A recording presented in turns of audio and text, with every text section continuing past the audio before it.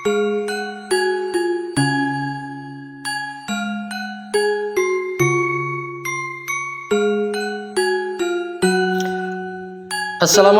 warahmatullahi wabarakatuh. Salam guru penggerak, Bapak Ibu guru hebat. Pada pertemuan kali ini saya akan memaparkan aksi nyata saya modul 1.4 penerapan budaya positif. Sebelumnya perkenalkan, nama saya Lagani, calon guru penggerak angkatan 7 dari SMK Negeri 4 Bawah. Aksi nyata yang saya lakukan sebagai implementasi modul 1.4 tentang penerapan budaya positif meliputi membuat kesepakatan kelas dan melakukan pengembasan budaya positif dengan berkolaborasi bersama guru-guru SMK se-Sulawesi Tenggara. Latar belakang, dengan adanya kemajuan teknologi yang semakin pesat, selain memberikan dampak yang positif, juga memberikan dampak yang negatif. Salah satunya, masuknya budaya-budaya luar tanpa adanya filter yang sering ditiru oleh siswa. Hal ini menyebabkan adanya penurunan karakter dari para siswa. Salah satu cara untuk mengatasinya adalah dengan menanamkan kembali nilai-nilai karakter melalui penerapan budaya positif di sekolah. Budaya positif adalah nilai-nilai keyakinan-keyakinan dan kebiasaan-kebiasaan di sekolah yang berpihak pada siswa, agar siswa dapat berkembang menjadi pribadi yang kritis, penuh hormat dan bertanggung jawab. Hal ini sejalan dengan tujuan pendidikan menurut Ki Hajar Dewantara, yaitu menuntun anak dengan segala kodrat yang ada agar mereka dapat mencapai keselamatan dan kebahagiaan baik sebagai manusia maupun sebagai anggota masyarakat. Dalam menciptakan budaya positif di sekolah dibutuhkan kolaborasi antar guru dengan kepala sekolah, rekan sejawat, lingkungan masyarakat, dan tentunya dengan siswa itu sendiri.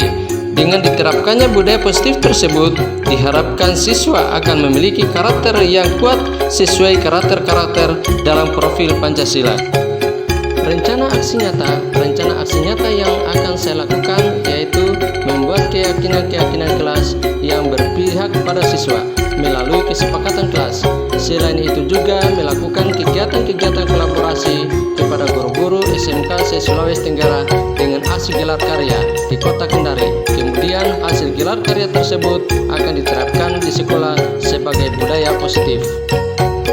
Tujuan aksi nyata menumbuhkan karakter-karakter yang sesuai dengan karakter profil pelajar Pancasila melalui pembiasaan-pembiasaan baik, memfasilitasi siswa untuk dapat menyampaikan aspirasinya dan melaksanakan keyakinan yang telah disepakati dengan penuh rasa tanggung jawab.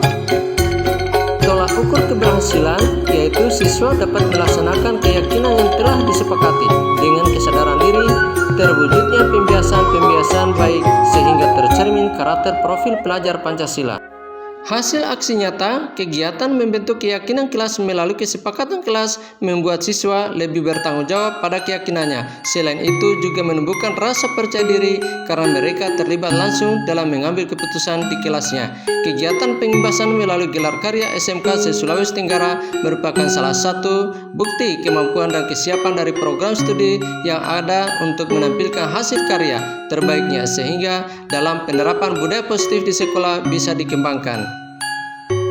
Rencana tindak lanjut, pada setiap tahun pelajaran baru, saya akan membuat keyakinan kelas melalui kesepakatan di kelas saya. Selain itu juga memposisikan diri pada posisi kontrol manajer setiap kali menghadapi sebuah permasalahan. Berikut merupakan dokumentasi aksi nyata yang saya lakukan, baik berupa foto maupun video.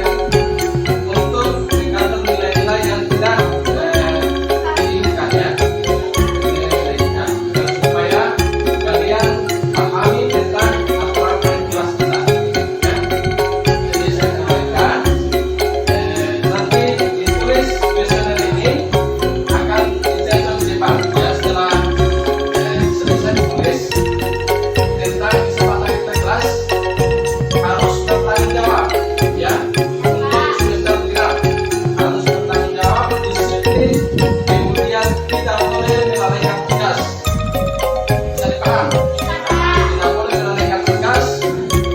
Kemudian apa yang diberikan guru harus dikerjakan. Boleh, ya. Oke, kali aturan sendiri kita. Oke, saya akan bagi ke channel ini kita buat bersama dengan kelas kita, ya. Nanti selesai diisi, nanti ditempel masing-masing di situ baru kita simpulkan bahwa kesepakatan kelas kita untuk semester genap ini adalah seperti ini. Boleh? Oke. Dan saya akan bagikan ya.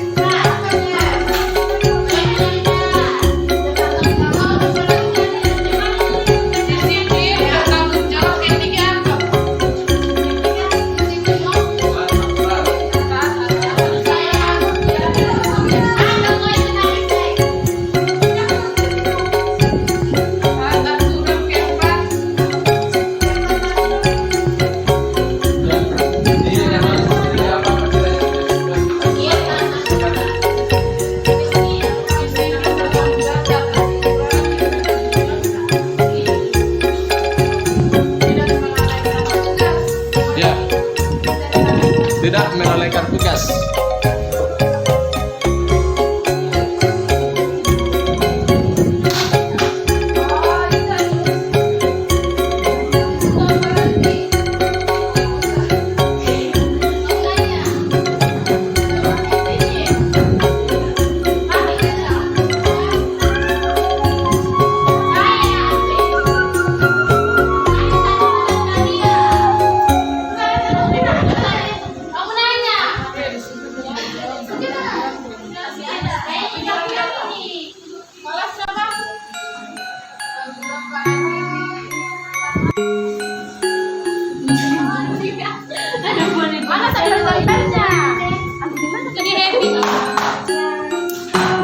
Jangan anu.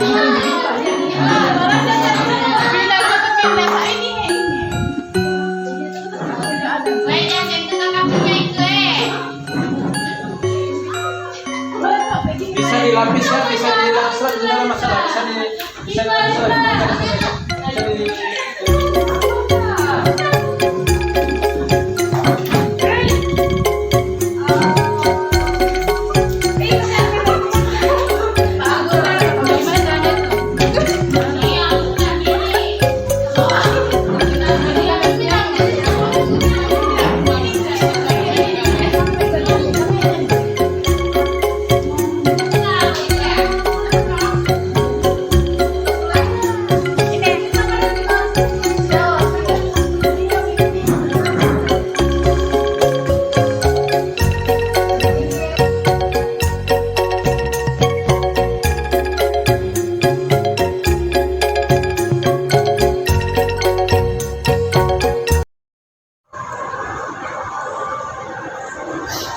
Assalamualaikum warahmatullahi wabarakatuh. Selamat pagi. Ya, terima kasih atas kesempatan yang diberikan kepada kami untuk menyampaikan best practice. Ini sebenarnya best practice ini tidak begitu menonjol, tidak begitu kelihatan di sekolah kami, hanya karena ini yang kemarin kami praktekkan di kegiatan pelatihan itu banyakkan teorinya, jadi mungkin tidak akan kelihatan banyak praktek kayak kemarin di fiber optik, IoT atau yang lain. Jadi kita kebanyakan ke teori dasar pengenalan tentang CCNA.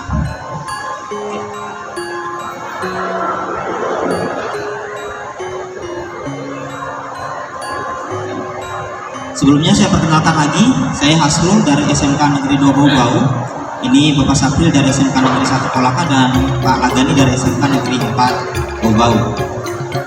Kebetulan saya mengajar administrasi infrastruktur jaringan. Mungkin Bapak Ibu yang guru TKJ pasti sudah paham materinya.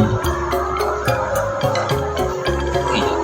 Penerapan di sekolah untuk SMK Negeri 2 Bau kita terapkan di kelas 11 TKJ, di mana fokusnya ke mata pelajaran administrasi infrastruktur jaringan pada KD mengevaluasi VLAN dan mengkonfigurasi VLAN.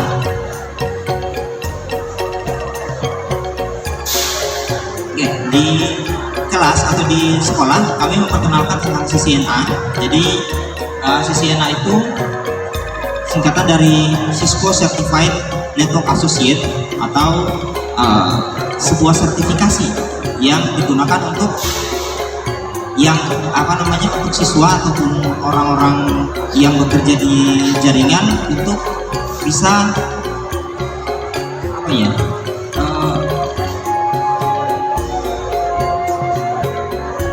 bisa mendapatkan pengakuan gitu, pengakuan bahwa yang bersangkutan sudah memang ahli di bidang jaringan. Ini CCNA ini termasuk yang dasar daripada skema sertifikasi yang disediakan oleh Cisco. Perlu diketahui bahwa Cisco ini sudah menyelenggarakan sertifikasi sejak 1998. Mungkin ada adik-adik di sini yang lahir 98, ya, 2000-an semua ya. Oke.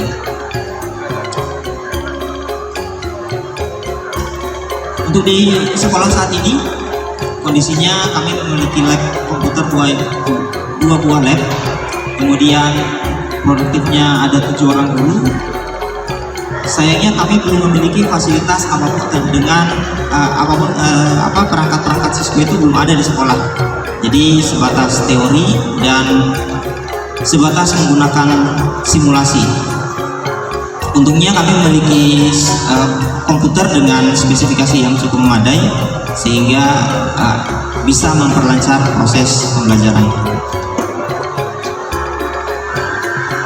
Tantangannya yang pertama yaitu tentang perangkat Cisco, karena kita tahu bersama perangkat Cisco itu harganya tidak murah. Sudah paling rendah atau paling murah itu dengan spesifikasi paling standar itu kira-kira 15 jutaan, dan itu tidak akan mungkin akan susah, bukan tidak mungkin ya, mungkin iya, tetapi mungkin agak susah untuk dipenuhi untuk kebutuhan praktek siswa. Kemudian pada saat pembelajaran juga yang menjadi tantangan kita adalah bahasa yang digunakan di dalam materi Cisco itu semuanya menggunakan bahasa Inggris, sehingga siswa maksudnya akan kebanyakan mungkin akan kesulitan, kecuali yang memang sudah punya basic untuk berbahasa Inggris.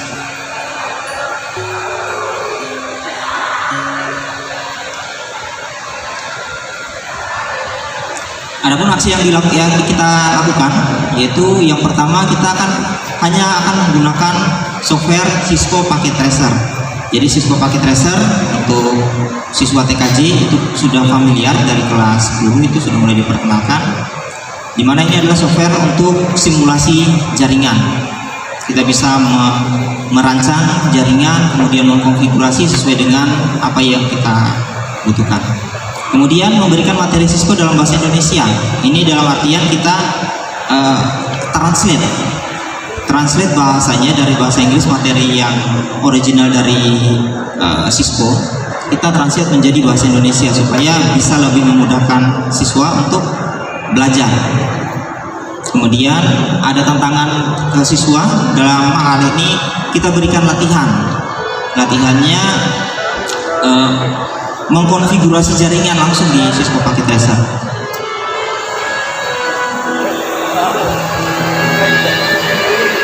Oke, enak musiknya. Oke, ada pun contoh soal yang biasa kita berikan ke siswa, yaitu kira-kira tampilannya seperti ini. Ini adalah Packet Tracer Activity. Packet Tracer Activity ini di sebelah kiri, Bapak Ibu mungkin bisa lihat di situ petunjuk-petunjuk untuk menggunakan petunjuk-petunjuk untuk konfigurasinya. Nanti siswa langsung mengaplikasikan di topologinya langsung.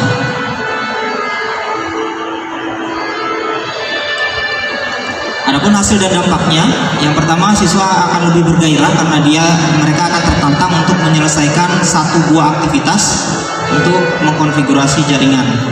Kemudian memberikan suasana baru. Kalau yang mungkin awalnya hanya berteori biasa, tapi yang di sini kita terapkan walaupun belum ke unit yang sebenarnya, perangkat yang aslinya. Kemudian memberikan motivasi, semangat pantang menyerah. Jadi siswa akan lebih tertantang di situ. Dan yang terakhir memberikan disiplin waktu. Jadi di dalam Packet Tracer juga kita bisa mengatur supaya waktunya memang ditetapkan sedemikian rupa. Mungkin itu singkat, mudah-mudahan bisa memberikan pencerahan atau pandangan mungkin, atau mungkin ada yang mau bertanya. Terima kasih.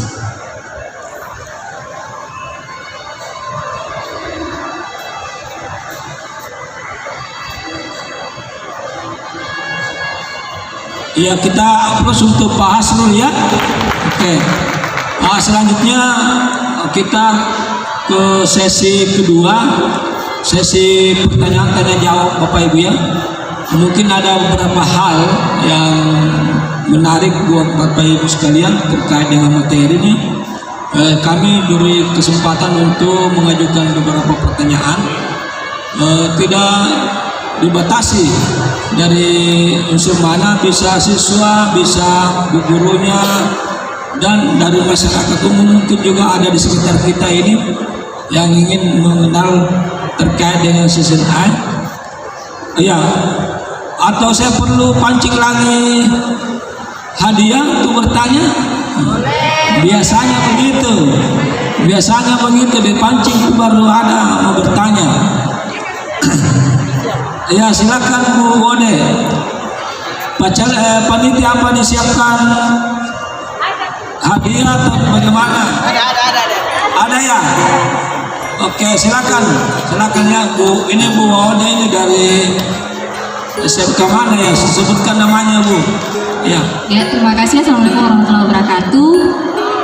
Nama saya Wode Muslimansari dari SMK 1 Pasar Wajo. Sekarang itu sudah berubah nomenklaturnya menjadi SMK yang 1 Buton. Ya, kebetulan kita satu daratan dengan Pak Hasrul ya Pak.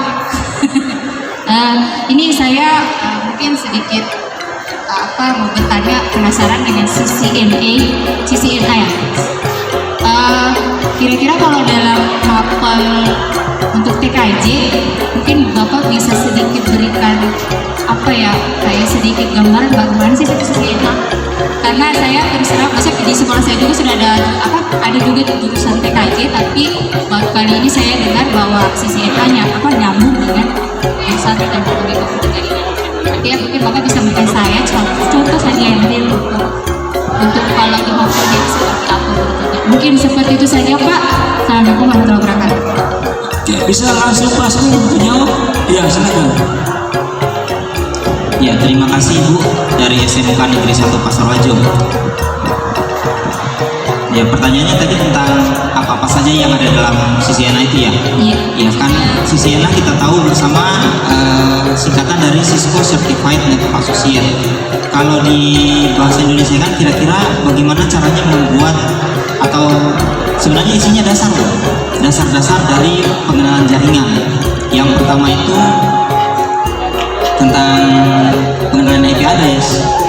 Jadi kemudian subnetting, kemudian bagaimana mengenal perangkat-perangkat jaringan seperti switch, router, kemudian konfigurasi kabel jaringan, kemudian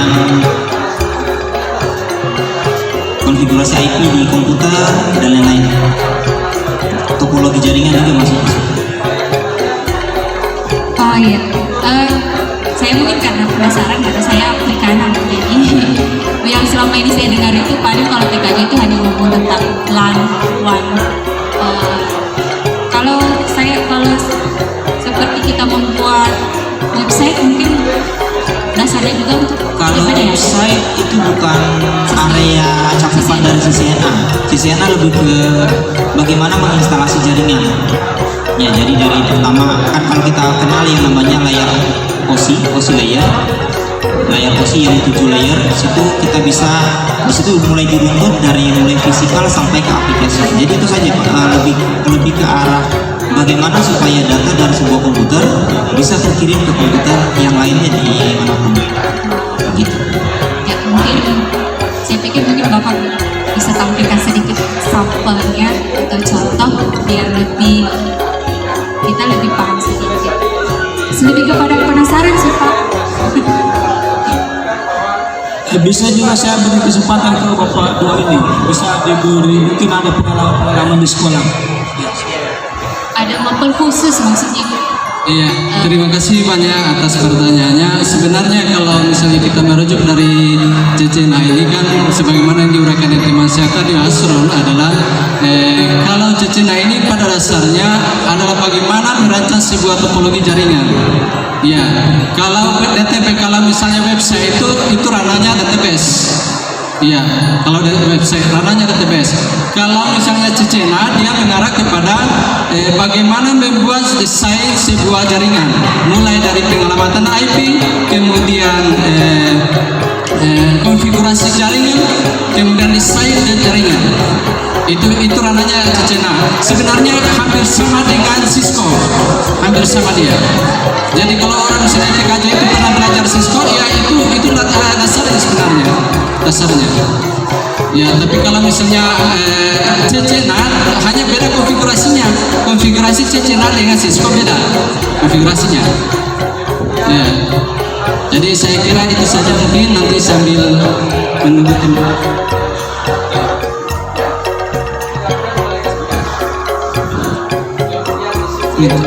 Contohnya contoh. Ya ini seperti inilah contoh. Ya. Jadi ini salah satu contoh yang dipelajari, ini materi pertama. Ya, materi pertama dari Cisco untuk materi CCNA. Bagian yang pertama itu di sini bagaimana caranya proses menghubungkan dari jaringan. Contoh di sini ada jaringan kota A dan kota B. Kemudian di dalamnya ini kan di sebelah kiri ada petunjuk ya. Investigasi bottom toolbar. Oh, ini baru pengenalan dulu, pengenalan aplikasi Cisco Packet Tracer. Selanjutnya ada, sebentar saya ambil yang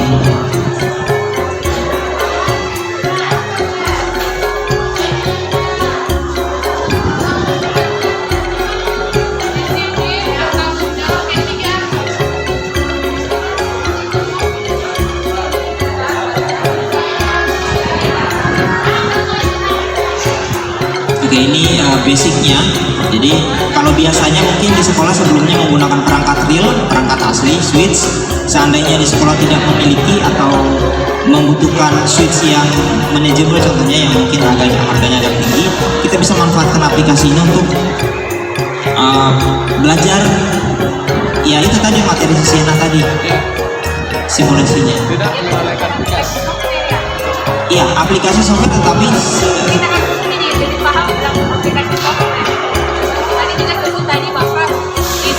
Cisco, saya jadi teringat apa ini yang ada Cisco Webex ya, biasa itu. Cisco Webex itu hanya semacam apa ya? Istilahnya kan aplikasi Ya, menyambungkan. memang Cisco yang punya, tetapi bukan untuk pelajaran ini. Iya, Webex kan biasanya untuk mirip Zoom ya. Artinya kan dasarnya bisa dari sisi anak tadi toh. beda-beda juga. Tidak, beda ini. Ibaratnya kalau sebuah perusahaan mungkin dia sub apa namanya ya? Intinya mungkin saya bisa tarik sedikit kesimpulan, mungkin kita yang umum bisa saya katakan kalau sesuatu itu termasuk aplikasi software mudahnya kita paham. Sesena itu sebenarnya kalau misalnya suatu merupakan bagian daripada web juga, tetapi kalau bedanya aplikasi web dia mengarah ke virtual. Ya, mengarah ke virtual dia ini hanya sebagai Cisco ini semacam simulasi. Dia menggunakan aplikasi tracer, pakai tracernya. Jadi fungsinya itu hanya mensimulasikan bagaimana merancang sebuah jaringan, mulai dari topologinya, kemudian pengelamatan IP, kemudian lapisan layer itu yang dari tujuan situ itu harus difungsikan semua. Pengintapan itulah yang kita harus terapkan. Ya, saya tambahkan sedikit ya Bu. Jadi begini, kenapa siswa diarahkan untuk menggunakan Cisco pakai tracer? Karena untuk mengadakan sebuah peralatan yang asli, yang real, contohnya yang seperti ditampilkan sekarang, ini perangkat aslinya. Sebelum mereka menggunakan perangkat asli, itu diarahkan ke software yang tadi untuk mensimulasikan dulu, supaya siswa nanti punya gambaran bagaimana cara mengoperasikan perangkat realnya tanpa harus menggunakan yang real dulu. Soalnya kalau yang real ini harganya bukan harga 100-200 ribu, ya agak mahal. Jadi daripada membeli langsung alatnya setelah itu tidak tahu cara pakainya, mending gunakan dulu softwarenya. Maksudnya ini software untuk belajar untuk bisa mengkonfigurasi alat yang sebenarnya. Begitu kira-kira. Ya, saya sedikit paham. Terima kasih Pak. Ya, terima kasih. Saya tambahkan sedikit sekedar informasi bahwa paket alatnya ini 35 juta real device-nya. Kalau kita memiliki real device-nya 35 juta, dan itu sangat tidak mungkin kalau misalnya kita menganggarkan di dana bos. Iya, saya pikir kelas 4 pusing 7 keliling itu. Iya.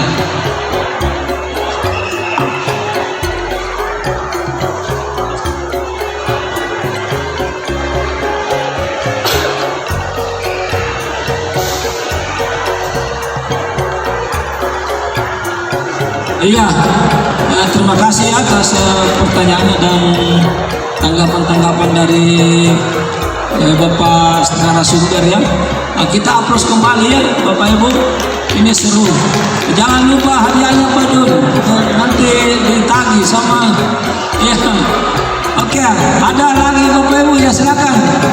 Yang Bapak sana kemudian siswanya jadi dua orang ya, sebentar lagi. Ini karena pertanyaan di pagi, ya. saya kasih payung. Oh payung, ini kamu musim hujan ya. Oke. Silakan Pak Jun, mic-nya diarahkan ke Pak ini. Dari SMK mana Pak ya? Oke.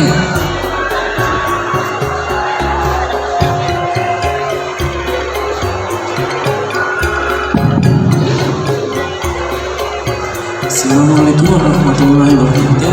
Waalaikumsalam. Nama saya Yoga Mensi dari SMK Negeri Martin Luther. Tadi sempat lihat penyampaian jam tentang SMA. Nah kemudian untuk proses penerapan, karena kita mengetahui bahwa sama untuk memberikan ke siswa real device perangkat Cisco itu sangat susah, menyangkut tentang biaya. Jadi otomatis kita mengalihkan ke Cisco pakai tracer.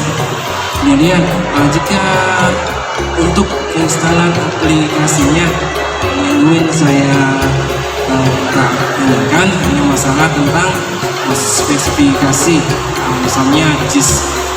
Nah terakhir saya gunakan yang menggunakan Cisco 7.2. Sekarang kan sudah masuk yang Cisco 8 sekian. Kemudian spesifikasi yang dibutuhkan oleh end device yang kita butuhkan itu seperti bagaimana? Misalnya karena siswa kebanyakan memiliki perangkat-perangkat yang misalnya di bawah dari standar yang dibutuhkan untuk proses-proses konfigurasi. Jadi kira-kira harus bagaimana agar siswa juga diberikan materi di sekolah dan juga bisa dia belajar kembali di rumahnya dengan menggunakan perangkatnya sendiri atau menggunakan perangkat yang disediakan oleh sekolah.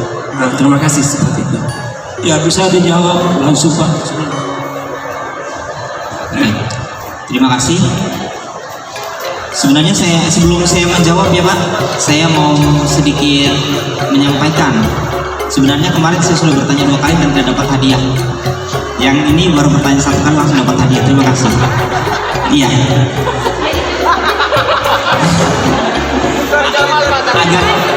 Agak ini sebenarnya.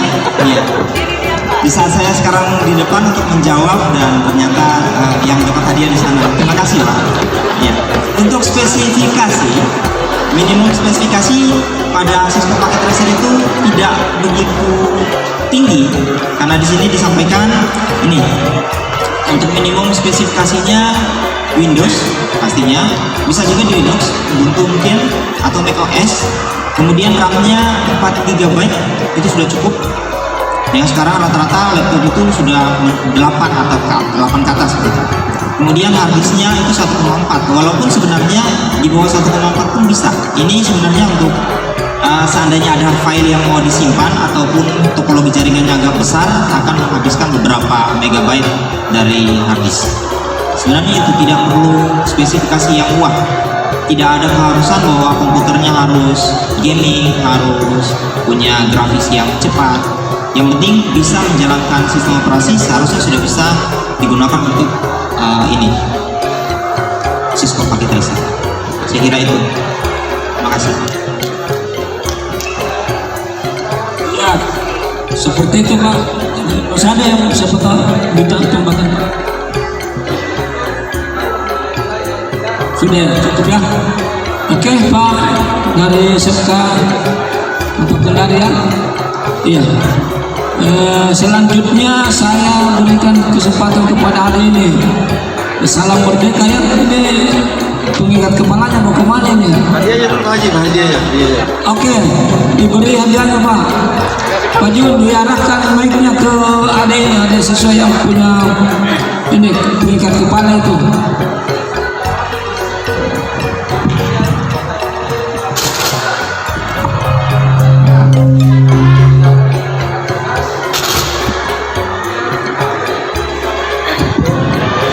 Baik, terima kasih atas kesempatan yang diberikan. Perkenalkan, nama saya Ajati Adil Kapi dari SMK Negeri 3 Kendari.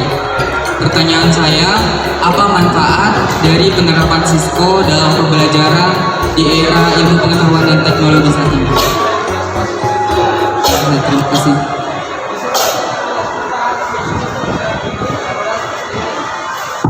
Silakan Pak. Baik, Assalamualaikum warahmatullahi wabarakatuh. Cik. Oke, langsung saja untuk menanggapi pertanyaan adik dari SMK 4, SMK 3 Kendari ya. Oke, apa manfaat Cisco?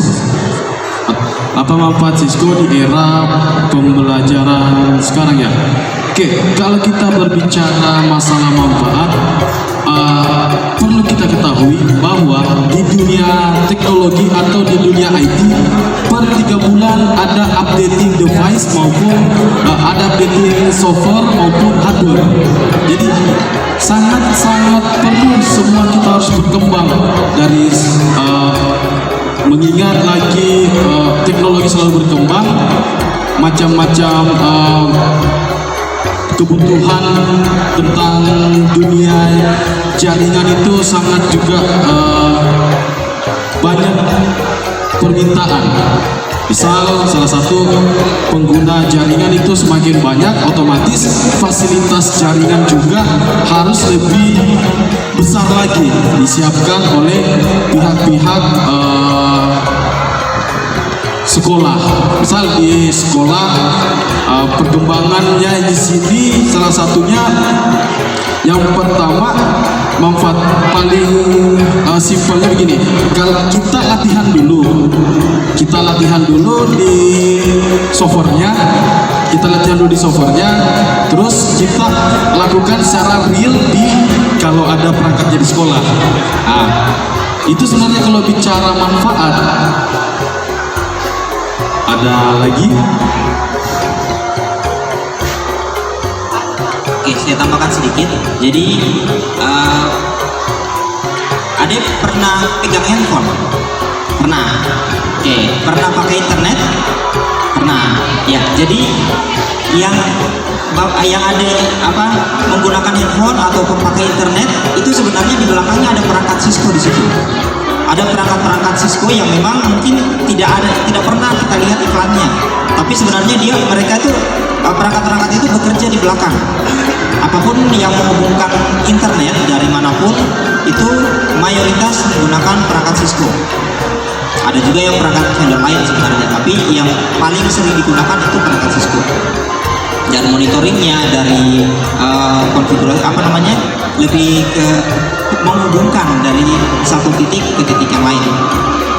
Umpamanya buka Facebook, sebenarnya secara tidak langsung handphone yang ada pegang itu sebenarnya dia mengarah ke perangkat Cisco dulu. Cisco nya nanti komunikasi dengan perangkat yang lain di seluruh dunia.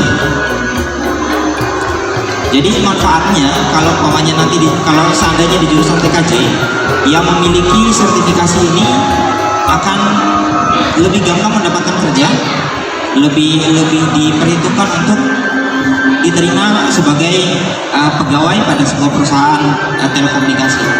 Itu saja. Yes. Saya kira seperti itu, Ariel. Ternyata kita tidak sadari bahwa manfaat Cisco itu ada di sekitar kita, Pak ya. Contohnya kita menggunakan handphone, ternyata di belakangnya itu didukung oleh perangkat-perangkat Cisco. Nah, ini yang perlu memang kita sadari, dan sangat banyak kegunaannya di sekitar kita, termasuk kemudian di kelancaran pendidikan kita ya. Apalagi kita sudah memiliki sertifikasi Cisco ya, mungkin di tenaga-tenaga pendidik ya atau siswa kita yang sudah mempunyai sertifikat, nah itu katanya sangat mudah memperoleh pekerjaan, bisa melamar di tempat perusahaan-perusahaan jaringan komputer. Jadinya itu salah satu manfaat daripada Cisco tadi, CCNA ya. Oke, baik. Masih ada waktu 3 menit. Saya minta satu lagi. Masih ada ya? Oke. Dari mana Bu? Silakan Pak Jun, diberi mic-nya. Oke. Ya, hadiahnya ya. Nah. Masih ada hadiahnya Pak Jun untuk adik ini? Masih ada. Oh, masih ada. Oke. Baik, terima kasih. Nama saya Fitra Ramadhani. Langsung saja pertanyaan saya, selain CCNA itu sendiri adakah spesialis lain sertifikasi dari CCNA ini yang sejenis? Terus kalau untuk sertifikasi CCNA ini berapa lama jangka waktunya? Baik, itu saja, terima kasih. Silakan Bu. Terima kasih. Jadi untuk Cisco, sebenarnya sertifikasi Cisco itu bukan cuma CCNA, ada lagi di atasnya. CCNA juga sebenarnya terbagi beberapa bagian lagi. Ada CCNA Introduction to Network yang kemarin kami ikuti, kemudian ada lagi Network Essential, kemudian ada juga yang berhubungan dengan hardware. Kemudian di atasnya ada lagi CCNP. Ya, kemudian ada lagi ada beberapa sertifikasi yang lainnya, yang pasti yang paling sering dikenal itu CCNA dan CCNP. Kemudian pertanyaan tadi berapa lama? Oke, pada saat kita sudah mengikuti sertifikasi yang diselenggarakan oleh Cisco, kemudian kita mendapatkan sertifikat, sudah dinyatakan lulus, itu sertifikatnya itu berlakunya 2 tahun paling lama. Setelah itu kita harus memperpanjang lagi dengan cara ujian lagi. Jadi proses mendapatkan sertifikasi itu kita harus ujian, dan soalnya itu langsung dari Cisco di Amerika. Itu saja.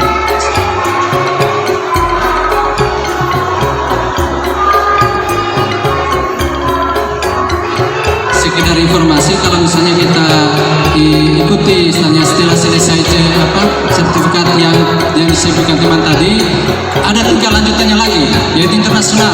Dan itu kalau kita sudah selesai itu di perusahaan manapun itu kita sudah kita digampang untuk mencari pekerjaan. Saya berikan gambaran saja, kami kebetulan kemarin itu kita praktek di Makassar itu kemarin di Intasarta. Kalau saya tidak salah kantornya di sini itu dia berikan petunjuk kemarin itu di daerah sekitar ini juga. Ya, katanya di penjual buah. Jadi itu saya sarankan untuk anak-anak sekalian yang siswa SMK sebaiknya di Intasarta. Dan itu lebih ada kerjasamanya saya dengan Cisco. Ya, ada kerjasamanya. Jadi saya harapkan, saya juga sebenarnya saya mengharap di situ, tetapi karena bau-bau tingkat kemampuan siswa saya itu ya beragam. Karena di sana terus terang saya di Pulau Makassar itu mayoritas nelayan. Jadi saya sebenarnya saya sarankan di situ. Ya, saya sekedar informasi sebenarnya. Ya. Iya, kita terus lagi. Oke, jadi dengan berakhirnya sesi ini Bapak Ibu ya, kita akan lanjut kembali dengan sesi berikutnya. Tapi sebelumnya ada hiburan Pak Panitia ya? Ada hiburan? Oke, jadi terima kasih Bapak untuk setiap kalinya terkait dengan penyajian materi ini. Demikian, terima kasih banyak. Silakan kembali ke tempat. Dan Bapak Ibu sekalian, terima kasih atas perhatiannya. Assalamualaikum warahmatullahi wabarakatuh. Oke, kita tepuk tangan dulu buat bapak-bapak yang telah tampil. Di acara selanjutnya